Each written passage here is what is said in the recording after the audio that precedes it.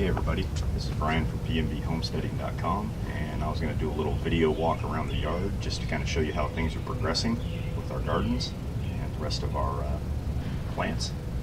So here we go. Okay, so we're walking out the back deck here. Here's Paula's herb garden. They're coming up pretty good.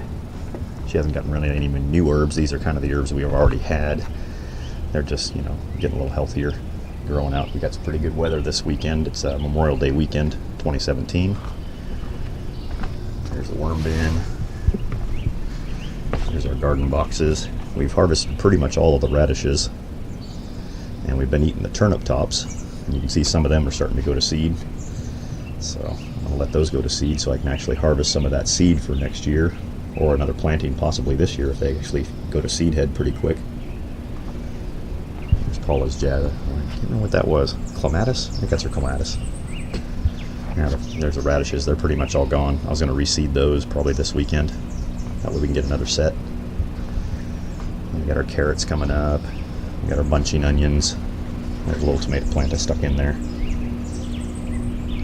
There's another clematis. There's a little lemon tree. That's the one we've had surviving for about 5 years now. We just take it under the house and put it under LED lights, and it comes back year after year. Usually produces about 10 lemons, so you can see all the new growth on here. It's all starting to leaf out. Let's take a walk down this way, down the lower yard. I'll show you, we got a bunch of annuals. Here's all the annuals we talked about on our blog that we've planted, or Paula's planted. She does all the annuals. I grow the food. Okay, here's a garden box. There's a little trellis I set up for our tomatoes, or actually for our cucumbers. That's all the pickling ones that I had in the videos from underneath the house in the grow tent. And here's our tomatoes. Got some marigolds in there to fight off the bad nematodes and soil fungus that don't like the chemicals that the marigolds produce. And there's our peas. I've got the beans down there behind. They're kind of getting hidden, so I don't know if they're going to be able to vine up before the clover hits them. So we'll see. I can always pull back the clover. There's the tomatoes. You can see how nice and healthy these look. So this box is going to be growing huge with tomatoes, because I've got, I think, 12 plants in just this one box. So we're going to see what I'm going to try and vine them up a couple of different ways once they start to trellis, and run something over the top maybe. Here's a bamboo tower that I built with the bamboo that we grow here on our little urban homestead. So I kind of put that together, put some netting on there. That's some more pickling cucumbers in there, and I'm going to vine those up. And here's these are seed starts that I stratified from Asian pears last year. So I was going to grow these out and see what kind of a pear plant trees that I get eventually, and plant those hopefully on our homestead we're going to be purchasing in another year or two, as we still keep the one we have here in the Pacific Northwest in our city home. So we'll have our suburb home, and then we're going to have our property we're going to purchase, and then we're going to eventually transition everything to that property and sell this place. Here's some more tomatoes and tomatillos. They're going back there. I'm going to kind of trellis those over the top of these cages once they get to a certain height. Okay, so let's see, there's the tomato plants in the bags that I've shown you before in other videos, and they're doing very well. Here's our potato towers. Paul and I just filled these in for the second layer of the tower. So now we're going to start filling it up for this one here.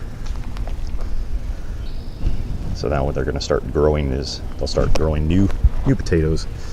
They'll be sprouting out in the layers down inside there, and then as it grows, we'll just keep filling in more and more dirt as we build this tower up.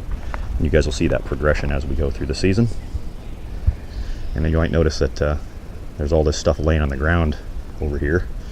That's all of our comfrey. So we've done a lot of chop and drop this weekend and laid down a lot of the comfrey. I'll show you some more of that when we get up above, but you can see it it's basically we just chop it off and it regrows very quickly. I mean, we just cut this yesterday. You can see there's already new growth coming out, starting to open up. So these will definitely not be hindered in any way by doing the chop and drop. This is our Golden Delicious apple. And on this tree alone, I've counted, I think, 70, fruiting little spurs. So these little guys here, those are all going to turn into apples. So I think there's about 70 on this one tree. We're going to thin that out to where we only have maybe 20 at the most, since this is only a third-year tree. There's another potato box. We did the same thing. We filled it in each layer is like 6 inches. So we put 6 inches of compost in there and then kind of just let the tops of the potatoes stick out.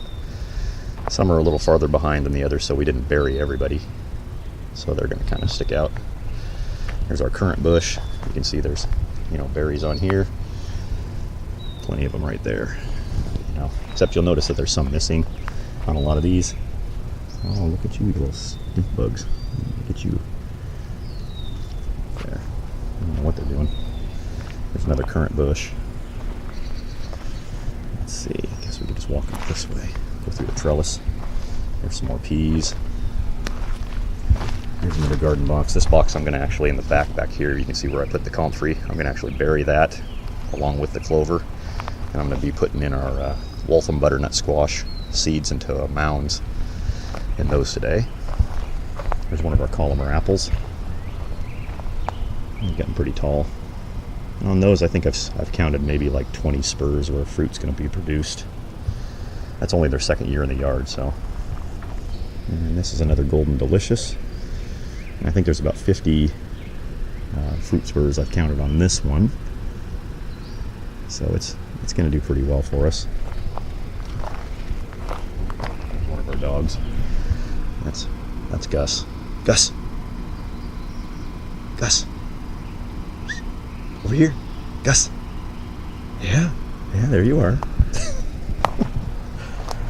Here's some of our cabbage. Paula's been taking this and we kind of sauteed this up. And it's kind of like a collard green, I guess you could say. Here's some of our spaghetti squash down here. Planted out. Got some marigolds in there with it for intermixing. They seem to be doing pretty well. Haven't had any slug issues yet, but I've been also putting Sluggo out, which is a organic slug compound. Some people don't even like that, but I'd rather have that than not have anything at all to eat. One of our pears. I didn't see anything come on this pear this year, so he may not be going to be fruiting. But we're still trying to establish those as big overstory trees. And then we're going to have these apples as understories. Let's call this hanging basket. And here's our another one of our apple trees. It has a few fruit spurs on it, but this one here is a Gala. And they're not known to do well here in the Northwest, but I thought I'd give them a shot. That's our crooked tree that we got sent to us. Started out as growing sideways. You can see it kind of goes up. And it's got a little bit of a crook in him. And then yesterday, Paula and I had to cut down the jasmine tree that had died over the winter. We've had this tree in our yard before we even lived here. I think it's been here at least 10 years before that, and we've been here 21 years. So it's like a 30-year-old tree, and I think it just finally gave up the ghost. From what I was looking on the internet, it looked like it was, they're only supposed to last maybe, I think, maximum 30 years, so it had a good run. So we're going to eventually plant another tree back there, but I left the stump just to kind of leave a representation for myself so we can plan out what we're going to put there. I'm going to go over here to the birdhouses. That's our little strawberry patch down there, down below. You can see they've got a lot of flowers on there, so we'll be getting strawberries in another month. And inside that red birdhouse, that's where we have one of the families of black-capped chickadees. They're living. Usually if I walk over here, you hear them start chirping. This is our almond tree. You can see there's a lot of almonds on there.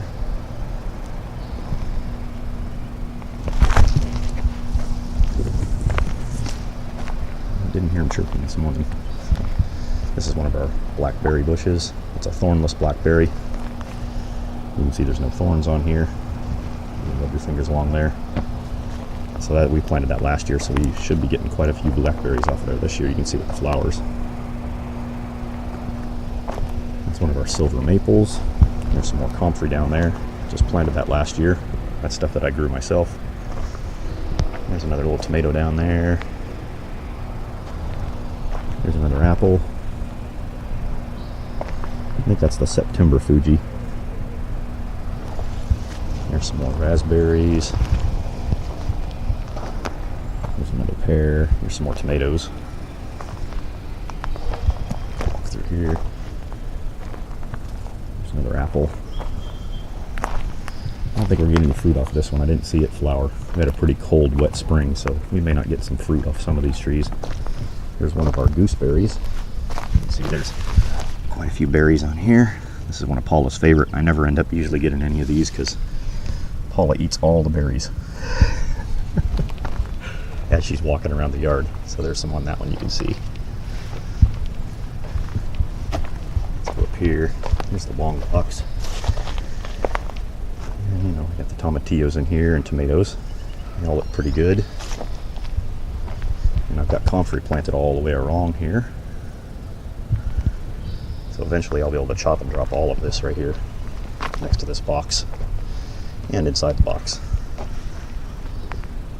Sounds like the squirrels are fighting in the trees. I got the garden box up here. You can see the tomatoes are looking pretty good. We just had our watering system turn on this morning. That's why there's moisture on these.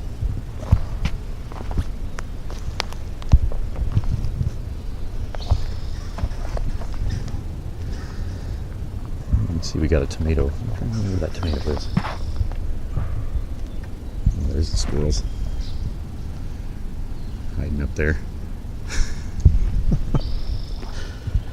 There's our fig tree. Looking pretty good.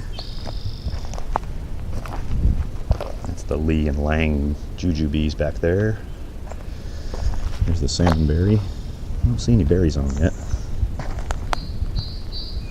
That's the goomies.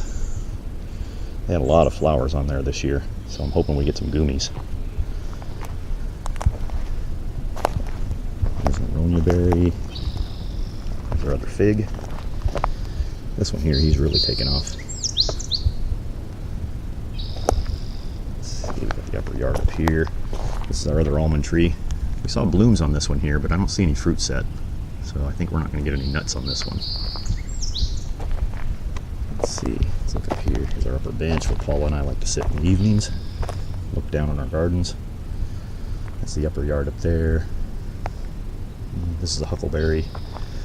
We've got our elderberry there. And then behind that we've got another nectarine tree. And then our bamboo, of course. And we like to watch that sway in the wind. And that redbird house right over here, we have another set of birds living in there. I've seen one of the babies fly out this last week and fly back in. So I think they're getting ready to leave. They're usually pretty quiet when I have the camera up here.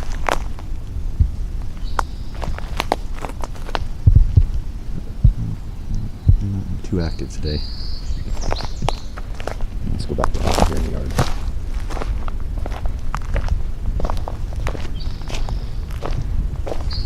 Our side little area. You can see the clover's really coming up. You can see it starting to flower. This is the mammoth red clover. You can see we got some natural grasses back there I let go to seed. Anything that breaks up this clay soil I leave. You can see here's the chop and drop comfrey around the apple trees. Basically chop and drop everything in the last week of May, just because you don't want to do too much fertilization after June for these, so I chop and drop it now, and then I'll probably do another chop and drop of the comfrey, you know, for the end of June. And you can see that's around that this peach tree, and I kind of lay this out along here, along top of our terrace, so that way it just kind of leaches all of these nutrients that comes up through the comfrey, because it's got a deep root system.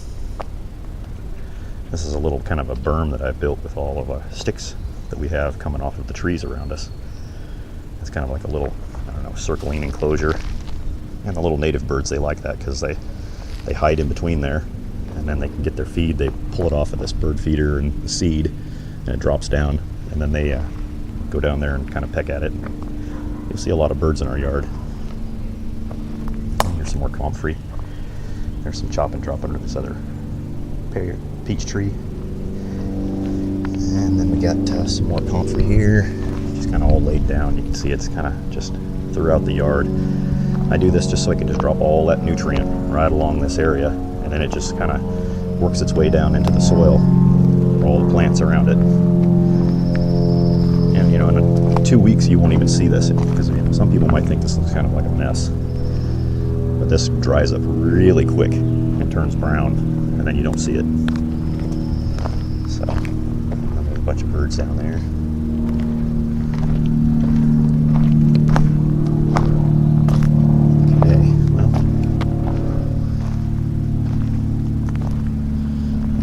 Dogs. There's Gus. What are you doing there, Gus? Nikor. You see squirrel? Squirrel. And there's Benny over there. That's a number of our little troop we have here for animals. So, okay.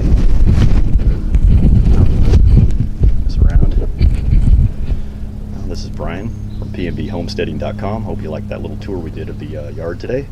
And I'll be talking to you soon. All right, bye.